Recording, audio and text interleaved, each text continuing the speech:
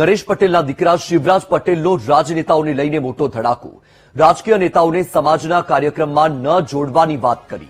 નેતાઓ સમાજના કાર્યક્રમમાં જોડાય એટલે એમના પોતાના હિત હોય છે. ભાજપના સાંસદ અને ધારાસભ્યોની સરદાર યાત્રાના સ્વાગતમાં જોડાયા હતા. સરદાર સન્માન યાત્રામાં શિવરાજ પટેલે નામ લીધા વિના જ નિશાન સાધ્યું. ભાજપના રાજકોટના ધારાસભ્ય અને સાંસદોની હાજરીમાં આ નિવેદન આપ્યું. શિવરાજ પટેલે આપેલા નિવેદનથી રાજકીય વર્તુળમાં ચર્ચાનો દોર શરૂ થયો છે. આપણે જણાવી દઈએ કે અત્યારે જે રીતે સરદાર સન્માન યાત્રા ચાલી રહી છે, 12 તારીખથી આ સરદાર સન્માન યાત્રાની શરૂઆત થઈ છે. 22 તારીખે આ સરદાર સન્માન યાત્રા સોમનાથ પહોંચશે. તો બારડોલીથી શરૂ થયેલી આ સન્માન યાત્રા વિવિધ વિસ્તારોમાં થઈને પસાર થઈ રહી છે અને આ જ સરદાર સન્માન યાત્રા દરમિયાન એક મહત્વપૂર્ણ નિવેદન સામે આવ્યું છે. નરેશ પટેલના દીકરા શિવરાજ પટેલે રાજનેતાઓને લઈને આ મોટો ધડાકો કર્યો છે. રાજકીય નેતાઓને સમાજના કાર્યક્રમમાં ન જોડવાની વાત કરી.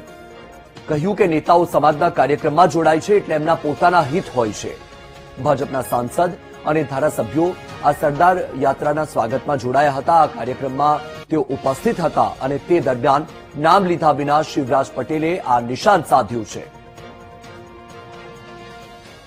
યાત્રા એક સામાજિક યાત્રા છે. સરદાર સાહેબને યાદ કરવાની યાત્રા છે. પોતપોતાનો ઇન્ટરેસ્ટ હોય છે રાજકીય માણસોનો, કે તો એમની રીતના સપોર્ટ લેતા હોય છે, અથવા રાજકીય રીતના જો કોઈ ઇન્વોલ્વ થતું હોય તો એમનો અર્થ છે. એને સમાજને આપણે ભેરા ન જોડીએ સારી વસ્તુ. તો સાંભળ્યું તમે શિવરાજ પટેલે શું કહ્યું. એ સરદાર સન્માન યાત્રામાં નામ લીધા વિના જ આ નિશાન સાધ્યું છે અને આ નિવેદન બાદ અનેક ચર્ચાઓ ઉઠી છે કે કોના તરફ આ ઇશારો હતો. શિવરાજ પટેલે કોના તરફ ઇશારો કરીને આ વાત કરી છે, એક સૌથી મોટી વાત છે અને અનેક સવાલો ઉદ્ભવ્યા છે. કારણ કે એક તરફ આ જે યાત્રા હતી તેના સ્વાગતમાં ધારાસભ્ય અને સાંસદ પણ ઉપસ્થિત હતા અને તે દરમિયાન નરેશ પટેલના દીકરા શિવરાજ પટેલે આ રાજનેતાઓને લઈને ધડાકો કર્યો છે કે રાજકીય નેતાઓને સમાજના કાર્યક્રમમાં ન જોડવાની તેમણે વાત કરી. કહ્યું કે નેતાઓ સમાજના કાર્યક્રમમાં જોડાય એટલે એમના પોતાના હિત હોય છે અને આ એક નિવેદન સામે આવ્યું. ત્યારબાદ અનેક ચર્ચાઓનો દોર શરૂ થઈ ગયો છે, અનેક સવાલો ઉઠ્યા છે. સૌથી મોટી વાત એ થઈ રહી છે કે નેતાઓને કેમ મનાઈ ફરવામાં આવી રહી છે. પોતાના હિત માટે નેતાઓ કામ કરે છે, આ વાતનો ઉલ્લેખ કેમ કરવામાં આવ્યો અને કોના તરફ આ ઇશારો હતો, કોને આ ટોણો માર્યો છે, એક આ મહત્વપૂર્ણ વાત છે.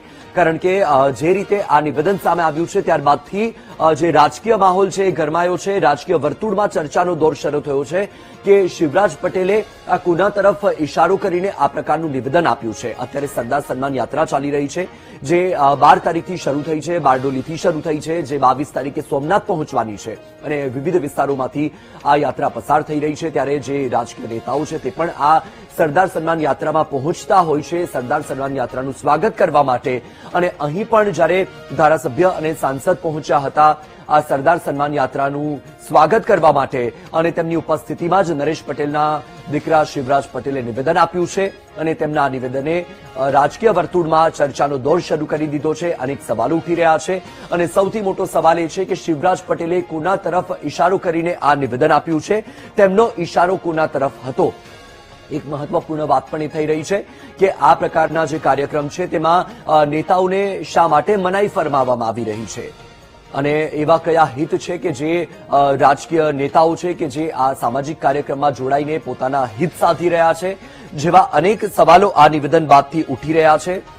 ભાજપના રાજકોટના ધારાસભ્ય અને સાંસદો આ કાર્યક્રમમાં હાજર હતા અને તેમની હાજરીમાં જ આ પ્રકારનું જે નિવેદન શિવરાજ પટેલે આપ્યું છે અને આ નિવેદનથી રાજકીય વર્તુળમાં ગરમાવો આવ્યો છે. ચર્ચાનો દોર શરૂ થયો છે અને કાનાફૂસી પણ શરૂ થઈ ગઈ છે.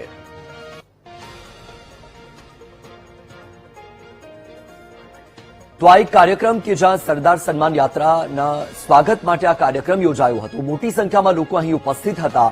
રાજકોટના ધારાસભ્ય અને સાંસદ પણ અહીં ઉપસ્થિત હતા અને આ કાર્યક્રમમાં શિવરાજ પટેલે એક નિવેદન આપ્યું અને એ નિવેદન કે જે રાજકીય વર્તુળમાં ચર્ચાનું કેન્દ્ર બન્યું છે. કાનાફૂસી શરૂ થઈ ગઈ છે, અનેક સવાલો ઉઠી રહ્યા છે.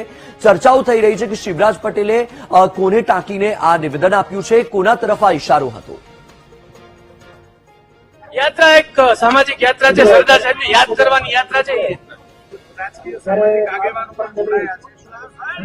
પોતપોતાનો ઇન્ટરેસ્ટ હોય છે રાજકીય માણસોનો, કે તો એમની રીતના સપોર્ટ લેતા હોય છે, અથવા રાજકીય રીતના જો કોઈ ઇન્વોલ્વ થતું હોય તો એમનો અર્થ છે. એને સમાજને આપણે ભેરા ન જોડીએ સારી વસ્તુ. તો આ એક નિવેદન કે જે ચર્ચાનું કેન્દ્ર બની ચૂક્યું છે. અત્યારે જ્યારે સરદાર સન્માન યાત્રા ચાલી રહી છે અને આ સરદાર સન્માન યાત્રાનું સ્વાગત કરવા માટે ઠેર ઠેર લોકો પહોંચી રહ્યા છે, રાજકીય લોકો પણ પહોંચી રહ્યા છે અને એ દરમિયાન આ એક નિવેદન શિવરાજ પટેલનું કે જેણે ચર્ચાનો દોર શરૂ કરી દીધો છે અને ચર્ચાનું કેન્દ્ર બની ગયું છે. કારણ કે આ જે નિવેદન આપવામાં આવ્યું છે દરમિયાન રાજકોટના ધારાસભ્ય અને સાંસદ પણ હતા સરદાર સન્માન યાત્રાના સ્વાગત માટે અને તે દરમિયાન શિવરાજ પટેલે એક નિવેદન આપ્યું છે કે જે રાજકીય લોકો છે એ આ પ્રકારના કાર્યક્રમમાં જોડાય છે તો તેમનું પોતાનું હિત છે અને એ જે હિતની વાત કરવામાં આવી છે એટલે કે રાજકીય નેતાઓ કઈ રીતે આ પ્રકારના કાર્યક્રમમાં જોડાઈને પોતાનું હિત સાધી રહ્યા છે એક સવાલ ઉઠી રહ્યો છે. સાથે એ પણ વાત થઈ રહી છે કે આ જે નિવેદન છે એ કયા નેતા કયા એવા રાજકારણીને ટાંકીને આપવામાં આવ્યું છે, કોના તરફ આ ઇશારો કરવામાં આવ્યો છે. કારણ કે દ્રશ્યમાં પણ તમે જોઈ શકો છો કે રાજકોટના ધારાસભ્ય પણ અહીં ઉપસ્થિત હતા, સાંસદ પણ ઉપસ્થિત હતા અને એ દરમિયાન આ પ્રકારનું જે નિવેદન છે એ નિવેદન છે કે સ્વાભાવિક રીતે ચર્ચાનું કેન્દ્ર બને અને એ જ રીતે અત્યારે રાજકીય વર્તુળમાં કાનાફૂસી પણ શરૂ થઈ ગઈ છે. વધુ માહિતી મેળવીશું. સંવાદદાતા શનિ છે ફોન લાઈન પર. શનિ, સરદાર સન્માન યાત્રાનું સ્વાગત સમારોહ અને તે દરમિયાન શિવરાજ પટેલનું એ નિવેદન રાજકીય નેતાઓને લઈને અને તેનાથી કાનાફૂસી પણ શરૂ થઈ ગઈ છે, ચર્ચાઓનો દોર શરૂ થયો છે. શું અપડેટ શનિ? વત્સલ, જે રીતના વાત કરવામાં આવે રાજકોટના જે ખોડલધામના ચેરમેન નરેશ પટેલના દીકરા શિવરાજ પટેલે જે રાજકીયને લઈને જે નિવેદન આપ્યું હતું કે રાજકીય નેતાઓએ સમાજના કાર્યક્રમમાં જોડાવાને લઈને આ સમગ્ર બાબતને લઈને અનેક વખત જે વિવાદ સામે આવતો હોય છે ત્યારે તેઓ કહ્યું હતું કે રાજકારણને સમાજને સાથે ન જોડીએ તો સારી બાબત કહી શકાય. રાજનેતા યાત્રામાં જોડાઈએ પોતાનો ઇન્ટરેસ્ટ હોય છે. આ સમગ્ર ઘટનાને લઈને અત્યારે જે ચર્ચાનો વિષય બની રહ્યો છે કે જ્યારે સરદાર સન્માન યાત્રા કાલે રાજકોટ પહોંચી હતી ત્યારે રાજકીય આગેવાનોએ આ યાત્રાને સંભાળી હતી. તેને લઈને ક્યાંક પાટીદાર સમાજના આગેવાનો નારાજ હોય એવું અત્યારે લાગી રહ્યું છે. બિલકુલથી શનિ, માહિતી સાથે આપ જોડાયા, આપનો આભાર. તો જે પ્રકારે આ વાત તમે સાંભળી, અમારા સંવાદદાતા શનિ મૈયર ફોન લાઈન પર હતા. તો શિવરાજ પટેલે જે પ્રકારનું નિવેદન આપ્યું છે તેના કારણે એક વાત એ પણ થઈ રહી છે કે જે રાજકીય આગેવાનો છે અને જે પાટીદાર આગેવાનો છે તે પાટીદાર આગેવાનો રાજકીય આગેવાનોથી નારાજ હોય તે પ્રકારનું પણ જોવા મળી રહ્યું છે. કારણ કે રાજકીય આગેવાનોને આ પ્રકારના કાર્યક્રમોમાં ન જોડવાની વાત કરવામાં આવી રહી છે અને અહીં તમે દ્રશ્યમાં જોઈ રહ્યા છો કે જે રાજકીય આગેવાનો છે, ધારાસભ્ય પણ તમને સોફા પર બેઠેલા જોવા મળી રહ્યા છે. રાજકોટના ધારાસભ્ય આ કાર્યક્રમમાં ઉપસ્થિત હતા, સાંસદ ઉપસ્થિત હતા.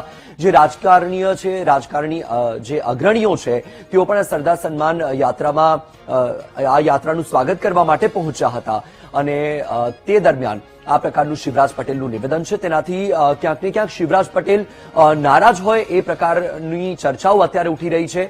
અને સૌથી મોટી વાત એ છે કે આ જે નિવેદન હતું, આ જે વાત કરવામાં આવી છે એ કોના તરફ ઇશારો હતો.